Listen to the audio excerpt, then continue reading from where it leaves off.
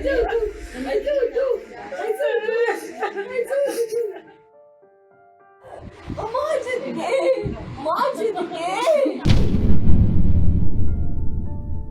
5 اگست 2026 کا دن تھا۔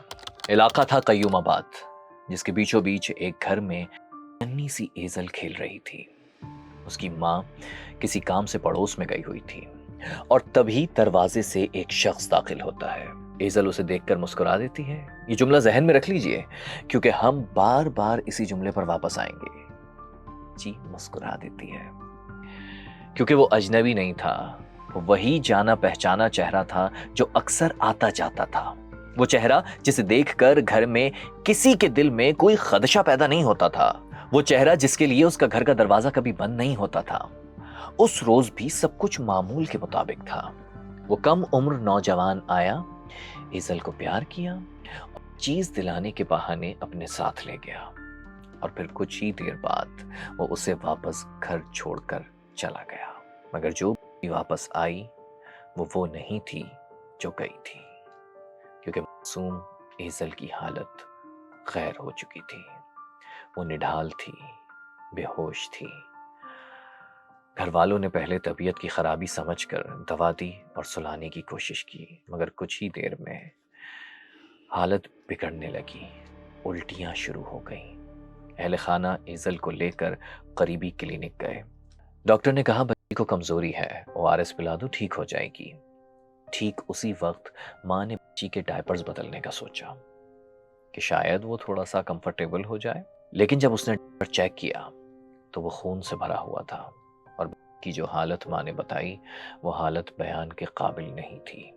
آپ خود سنیں۔ جب میں سونے لگی نا، میں نے اس کا پیمپر بدلا تو میری خون ہو گئی، اس کا سب کچھ بٹا ہوا تھا۔ میں اس کو لے کے نیچے بھاگی، کسی نے میری ہیلپ بھی نہیں کی۔ میں نے سب کو بولا مجھے ڈاکٹر کے پاس لے جاؤ، تو وہ میرے ہاتھ میں تھی نا، وہ سانس لے رہی تھی۔ سوچیں یار کیا حالت ہوگی اس وقت اس کی ماں کی، اس کی چھوٹی سی جس نے ابھی صحیح سے چلنا بھی نہیں سیکھا تھا، جو صحیح سے بول بھی نہیں سکتی۔ اس معصوم کو اس حالت میں دیکھنا کس کرب سے گزری ہوگی ماں۔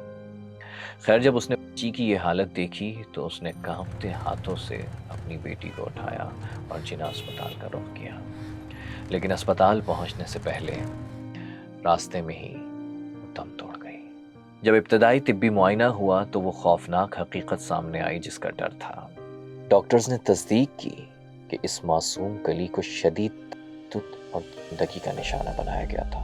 اس کیس نے ہماری سوسائٹی کی تاریخ میں ایک اور تاریک اور شرمناک باب کا اضافہ کر دیا۔ یقین کیجئے کچھ کہانیاں سیاہی سے نہیں لکھی جاتی، وہ معصوموں کے خون سے رقم ہوتی ہیں، اور آج ہم آپ کو وہی کہانی سنا رہے ہیں جسے سناتے ہوئے میرا دل غمزدہ ہے۔ ایزل کے ساتھ بدفعلی کی تصدیق ہوتے ہی چونکہ یہ پولیس کیس بن چکا تھا تو پولیس نے ایزل کو پوسٹ مارٹم کے لیے منتقل کر دیا۔ جب ایزل صرف 19 دن کی تھی اس کے والد نے ماں کو تنہا چھوڑ دیا تھا۔ ذرا سوچئے، گود میں 19 دن کی بچی اور ایک بے بس عورت جس کے پاس نہ شوہر کا سایہ تھا نہ معاشرے کا کوئی مضبوط سہارا، مگر اس ماں نے ہار نہیں مانی۔ اس نے کام کیا، کمایا اور اپنی بیٹی کو اکیلے پالا۔ میں اس کو بڑا کیا، دودھ لا کے دیے روز، میں اس کو مار دیا۔ ایزل کے لیے وہ ماں صرف ماں نہیں تھی، وہ باپ بھی تھا، دوست بھی اور پوری دنیا بھی۔ اور پھر ایک دوپہر اس پوری 1.5 سالہ جنگ کو ایک شخص نے چند گھنٹوں میں ختم کر دیا۔ اس معصوم کلی کو جس بے دردی سے حوث کا نشانہ بنا کر موت کے گھاٹ اتارا گیا، اس واقعے نے ہر اس شخص کی روح کو خوفزدہ کر دیا ہے جو ایک بیٹی کا باپ یا ماں ہے۔ خیر واپس جاتے ہیں اس دن پر جب اسپتال میں ایزل کی موت کی تصدیق ہوئی اور ڈاکٹرز نے انکشاف کیا کہ اسے تشدد اور بدفعلی کا نشانہ بنایا گیا ہے۔ چونکہ آخری بار ایزل چیز لینے گئی تھی اپنے رشتہ دار کے ساتھ، جی ہاں اسی رشتہ دار کے ساتھ جسے دیکھ کر وہ مسکرائی تھی، جو اسے چیز کے بہانے گھر سے لے کر گیا تھا، جس کا نام تھا عبد المنان۔ واقعے کے بعد مشتعل اہل خانہ اور قیوم آباد کے علاقہ مکینوں نے ملزم کو خود پکڑ لیا اور پولیس کے حوالے کیا۔ ایزل کی ماں نے یہ بھی بیان دیا کہ عبد المنان اکیلا نہیں تھا، 2 لڑکے اور بھی ہیں۔ मतलब गैंग। पुलिस ने मुलजिम को 5 अगस्त को ही तहवील में ले लिया था। ताहम अभी इस बात से ऑफिशियली पर्दा उठाना बाकी है कि आया और भी लोग इस घिनौने काम में मुलव्वस थे या नहीं। लेकिन यहाँ एक बात बहुत ही तशवीशनाक है। आम तौर पर बेली और ऐसे घिनौने कामों से मुताल्लिक खबर सुनते ही हमारे जहन में तस्वीर बनती है। एक बालिग आदमी, एक बालिग मर्द, एक अजनबी मर्द, एक तदा जो कहीं बाहर घूम रहा हो। लेकिन भाई, इस केस में ऐसा नहीं है। इस केस का मुल्जिम कानूनन खुद एक बच्चा है, जिसे अभी स्कूल या कॉलेज में होना चाहिए था, जिसकी अपनी जिंदगी अभी शुरू भी नहीं हुई थी। जुडिशल मजिस्ट्रेट ने मुल्जिम की असल उम्र का साइंसी तयन करने के लिए एक खुसूसी तिब्बी टेस्ट करवाने की सख्त हिदायत कर दी है, ताकि वो कम उम्री का फायदा ना उठा सके। सोचने की बात है ना कि एक कम उम्र लड़का इतनी बेयाना हरकत करने का कैसे सोच सकता है। अब ये भी सुनने में आ रहा है कि उसे पागल करार दिया जा रहा है, कि उसकी जहनी हालत सही नहीं थी, तभी उसने ये काम किया। माहिरीन और चाइल्ड प्रोटेक्शन के साथ काम करने वाली तंजीमें बरसों से ये खबरदार कर रही हैं कि नौ उम्र लड़कों में ऐसे वाकयात के पीछे कई अवामिल काम कर रहे हैं, और इनमें सबसे नुमाया, सबसे ज्यादा खतरनाक बात मोबाइल पर मवाद देखना, यानी कि सबसे ज्यादा देखना है। मारूफ एनालिटिक्स प्लेटफॉर्म इनसाइडर मंकी की रिपोर्ट के मुताबिक इंटरनेट सार्फिन की आबादी के तनासुब से मवाद देखने वाले ममालिक की फहरिस्त में पाकिस्तान दुनिया में 7वें नंबर पर है, यानी कि पाकिस्तान देखने में 7वें नंबर पर है और भारत 3रे नंबर पर है। मतलब दुनिया के 196 ममालिक में पाकिस्तान 7वें नंबर पर है। सोचें यार, किस तादाद में लोग आदि सर्च कर रहे हैं और देख रहे हैं। बल्कि अब तो सोशल मीडिया जैसे कि फेसबुक, इंस्टाग्राम, टिकटॉक, यहाँ पर भी बेतहाशा भरी हुई हैं। हमने इससे मुतालिक ये वीडियो बनाई है, इसको जरूर देखिएगा ताकि आप अपने बच्चों को इस कल्चर से बचा सकें। और ये ऑब्वियस है कि जब आप कोई चीज देखते हैं तो वो आपके दिमाग पर गहरा असर छोड़ती है। पाकिस्तान पीक पर है गैर मवाद देखने में। पीटीए की जानिब से लाखों की मवाद हटाए गए हैं, वेबसाइट्स ब्लॉक की गई हैं, उसके बावजूद पाकिस्तानियों की रसाई इन तक मुमकिन है। रोजाना लाखों सार्फिन VPN के जरिए ऐसी वेबसाइट्स तक रसाई हासिल करने की कोशिश करते हैं या रसाई हासिल करने में कामयाब होते हैं, और उसके बाद ऑब्वियसली जब वो देखते हैं तो वो उनके जहनों पर गहरा असर छोड़ता है और फिर वो इस किस्म के घिनौने अमल करने पर दौड़ते हैं। और मोबाइल फोन का बेजा इस्तेमाल जिस पर कोई रोक टोक नहीं है। पेरेंट्स ने बच्चों को मोबाइल दे दिया, वो बच्चों की निगरानी नहीं करते, आखिर वो देख क्या रहे हैं, बच्चों तक को ऐसा नामुनासिब मवाद देखने को मिल जाता है। एक्सपर्ट्स ये कहते हैं कि ऐसा मवाद 9 उम्र जहनों पर गहरे असरात छोड़ता है। ये जज्बाती नशो नुमा को मुतासिर करता है, हमदर्दी के जज्बात को कमजोर करता है और कुछ सूरतों में दुद और जिनसी जुराइम की तरफ रवैयों को हवा देता है। और यही वो पॉइंट है जो आइजल के केस को बाकी केसेस से मजीद तशवीशनाक बनाता है। मुल्जिम कोई अजनबी नहीं था, वो एक करीबी रिश्तेदार था, एक काबिले भरोसा चेहरा जिसे खुद पहचानती थी, जिसे देखकर वो मुस्कुराती थी। मुल्जिम ने देखा कि आज बच्ची की माँ घर पर नहीं है, ये सेफ डे है इस घिनौने काम के लिए।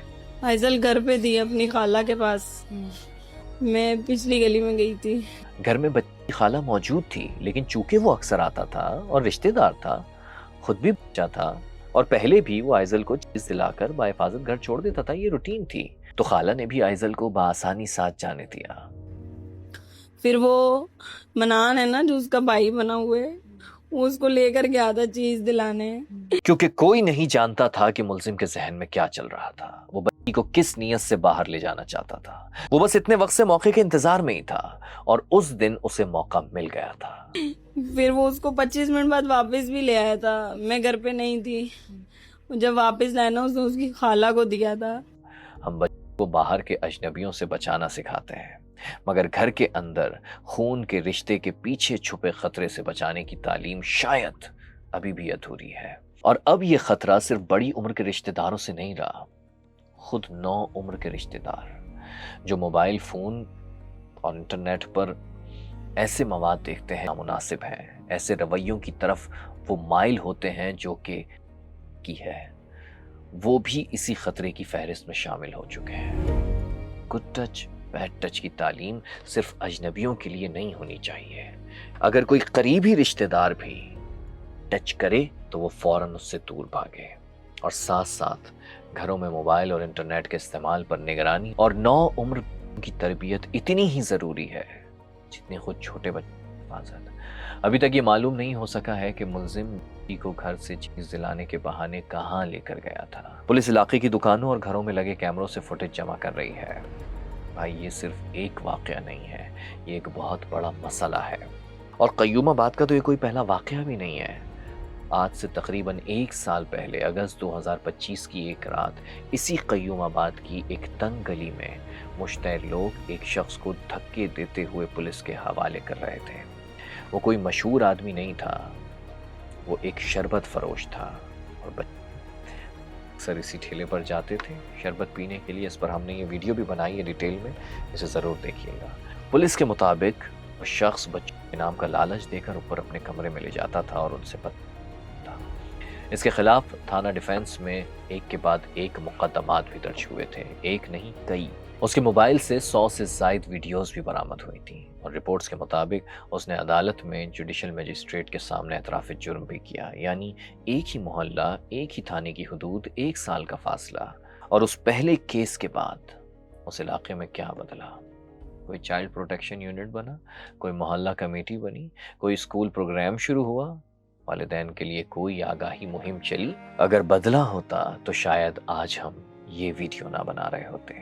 خیر، تحفظ کے لیے کام کرنے والی تنظیم ساحل کی رپورٹ کے مطابق صرف اس سال کے پہلے 6 مہینوں میں جرائم کے 1914 کیسز رپورٹ ہوئے۔ ان میں سے 1015 کیسز خالصتاً استعمال کے تھے۔ متاثرہ بچوں میں 58% بچیاں تھیں، اور 5 سال یا اس سے کم عمر کے 95% سامنے آئے، جن میں آئزل جیسے معصوم بچے شامل ہیں۔ اور سب سے تشویشناک بات یہ ہے کہ 90% سے زیادہ ایسے مقدمات تاحال عدالتوں میں زیر سماعت ہیں۔ سست عدالتی نظام، گواہوں کو ہراساں کیا جانا اور فورینزک شواہد کی تاخیر، یہ سب وہ رکاوٹیں ہیں جو انصاف کو مزید دور کر دیتی ہیں۔ زینب الرٹ ایکٹ جیسے قانون موجود ہیں، مگر عمل درآمد کی کمی کی وجہ سے ہزاروں خاندانوں کو سال ہر سال انصاف کے انتظار میں گزرنا پڑتا ہے۔ تو بھائی یہ کہانی صرف FIR نمبر یا ایک گرفتاری کی خبر نہیں ہے، یہ آئزل کی کہانی ہے، جو 1.5 سال کی عمر میں اپنی مسکراہٹوں سے گھر روشن رکھتی تھی۔ اور یہ اس نو عمر ذہن کی بھی کہانی ہے جو شاید موبائل کی اسکرین کے پیچھے بغیر نگرانی کے ایک ایسے راستے پر چل نکلا جس کا نتیجہ اتنا بھیانک نکلا۔ ملزم گرفتار ہو چکا ہے، مقدمہ درج ہو چکا ہے، تفتیش جاری ہے، مگر جو نقصان ہوا وہ کبھی واپس نہیں آ سکتا۔ آئزل کا کیس ہمیں یہ یاد دلاتا ہے کہ اگر آج ہم نہ جاگے تو کل کسی اور کی آئزل اسی وقت کی بھیٹ چڑھ سکتی ہے۔ اب یہ ہم سب کی ذمہ داری ہے کہ اس کی ماں کی آواز کو صرف ایک ویڈیو تک محدود نہ رکھیں، اس کی آواز انصاف کی آواز بننی چاہیے۔ اور سب سے اہم بات، بچوں کو ان خطرات سے بھی محفوظ کرنا ہوگا جو کبھی کبھی ہمارے اپنے جاننے والے چہروں کے پیچھے چھپے ہوتے ہیں، اور اس کے لیے صرف پولیس، عدالت یا قانون کافی نہیں ہے۔